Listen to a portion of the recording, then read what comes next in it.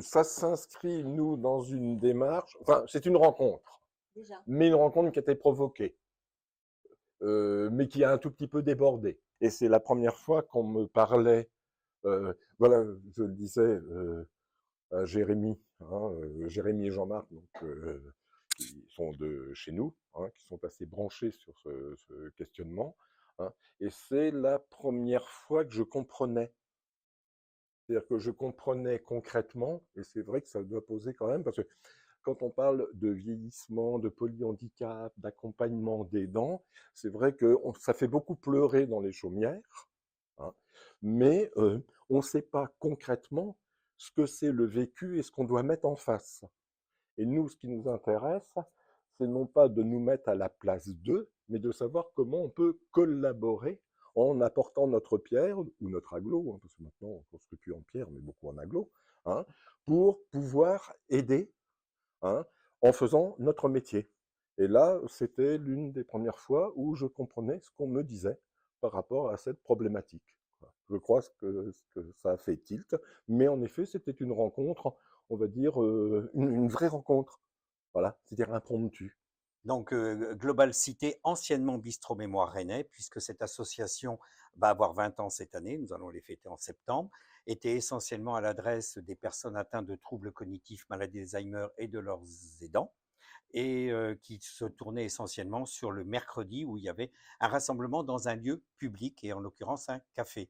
Hein, de façon que sortir un peu de l'enfermement de ce que peut être un temps convivial, mais dans un lieu fermé. Là, c'était ouvert sur la cité pour sensibiliser aussi les personnes qui étaient autour de ce groupe de personnes atteintes de troubles ou non de troubles, où il peut y avoir que des aidants. Et donc, le fait que nous sommes devenus Global Cité au cours de l'année 2023, c'est parce que nous avons démultiplié nos actions et que actuellement le bistrot mémoire rennais du mercredi existe, mais nous avons aussi des bistrots mémoire nomades sur les quartiers rennais, sur la périphérie de Rennes, et nous avons aussi des actions à l'adresse des jeunes malades, qui est une action que nous menons déjà depuis 5 ans, où nous avons des groupes de 10 personnes à peu près, aidant aidés, mais avec des jeunes malades, c'est-à-dire autour de 65 ans, hein, et avec de l'impact que la maladie peut avoir sur la famille, sur le couple et sur la famille au sens général du terme.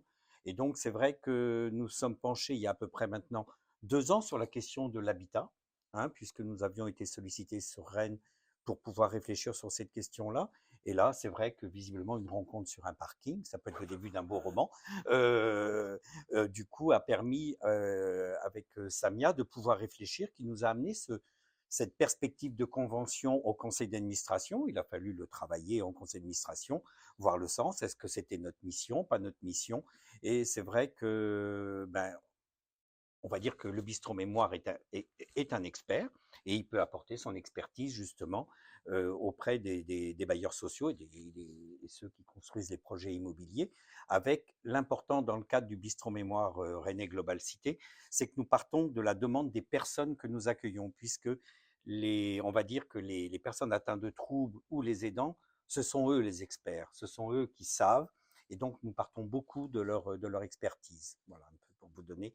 Et c'est avec plaisir qu'on puisse se retrouver aujourd'hui pour la signature de la convention, pour pouvoir la faire vivre après dans le cadre d'une collaboration, une coopération.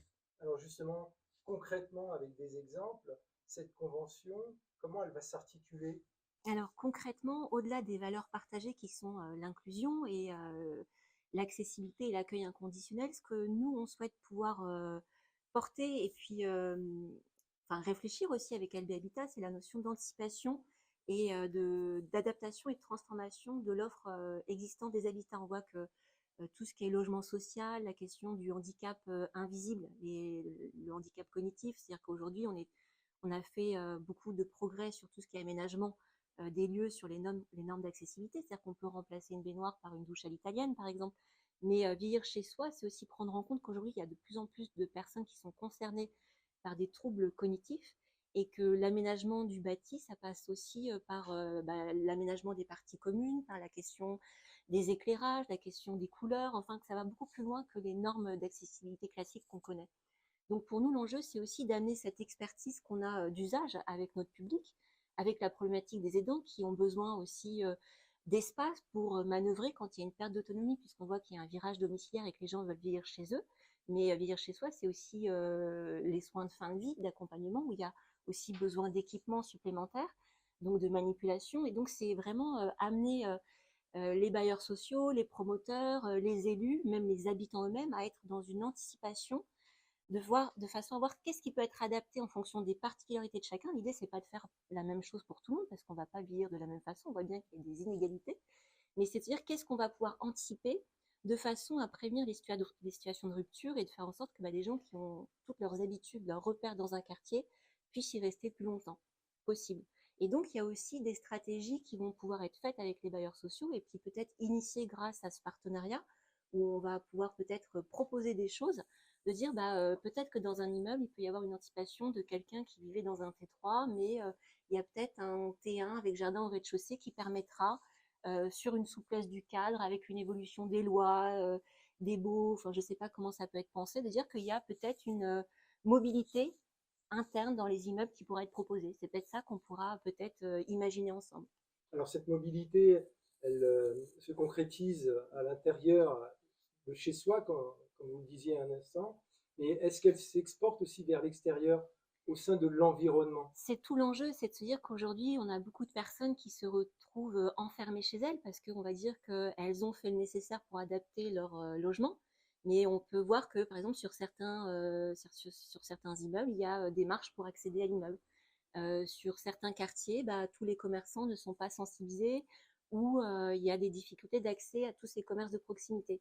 Et donc, Globacité, son expertise, elle est là, c'est de se dire qu'aussi, vieillir chez soi, c'est pas simplement adapter son logement, c'est aussi sensibiliser le voisin de palier qui va pouvoir être un aidant, puisqu'on dit que tout bien portant est un aidant qui s'ignore. Et donc, on va pouvoir créer comme ça des nouvelles formes de solidarité, lever les freins ou les représentations négatives qu'on peut avoir sur les troubles neuroévolutifs. On parle de maladies neurodégénératives, mais la vision qu'on a dans l'imaginaire collectif, c'est au stade très avancé. Avant d'arriver à un stade avancé où les gens sont en structure, il y a des stades légers et modérés où les gens sont chez eux.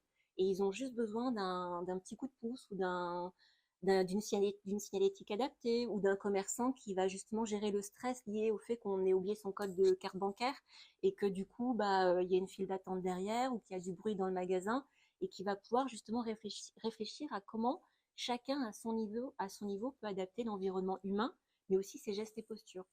Donc on peut être sur de la sensibilisation des commerces de proximité, des concierges d'immeubles, des voisins, enfin voilà, tout l'enjeu c'est ça.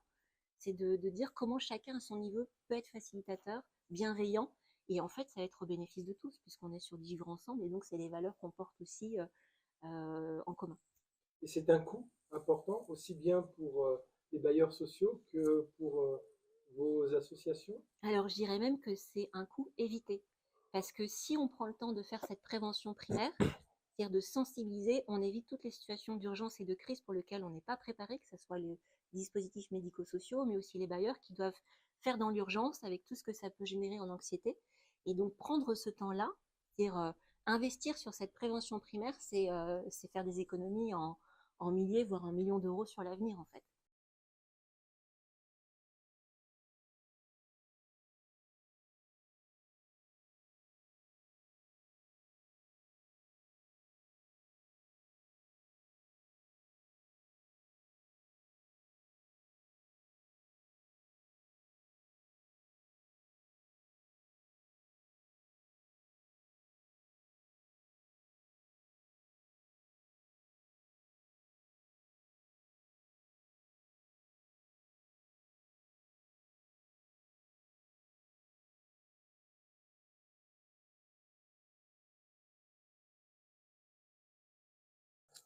Cette question, alors moi, ça sera sous un angle économique et non pas comptable. On a énormément de mal. Alors, on ne peut pas faire autrement que déciloter. Parce que le problème de la France, c'est qu'à la fois ce sont des politiques qui sont descendantes et que ce sont des politiques qui sont organisées en silos. Toi, tu fais du handicap cognitif, toi, tu fais du logement, c'est ça, concrètement. Ça, c'est le premier point. Le deuxième point, c'est la question qu'on se pose actuellement. Vous savez, par exemple, quand on parle de déficit budgétaire, un comptable, donc je ne citerai pas le nom, hein, va vous dire, il faut 10 milliards, il faut 20 milliards. Or, ce que tu viens de dire, c'est exactement ça, c'est 20 milliards pour quoi faire? Si c'est 20 milliards pour investir, c'est cru ce que je vais dire, mais c'est une équation économique, parce que ça va nous permettre de ne pas dépenser 50 milliards dans 5 ans ou dans 10 ans, c'est ça exactement l'enjeu, et c'est ce que l'on a du mal à faire passer, hein. C'est à la fois déciloter et faire passer aux responsables ceux qui financent en disant c'est un investissement, ce qui n'est pas au sens comptable du terme un investissement, hein, mais au sens économique du terme, c'est un investissement parce qu'on est dans de la prévention comme pour la préservation de l'environnement. C'est que l'euro qu'on dépense aujourd'hui, c'est 5 euros qu'on économise dans 5 ans ou dans 10 ans, vous savez mieux parce que c'est une problématique que vous connaissez plus. Et ça, on va avoir énormément de mal à faire passer ce message. Et en effet, je ne vois pas d'autre moyen que d'être ensemble pour le faire passer. Parce que peut-être qu'à force, eh ben, les cloches qui sonnent les unes après les autres, ça va faire un carillon. Merci beaucoup pour Jeune Radio. Merci. J'aime la radio. Moi aussi, j'aime.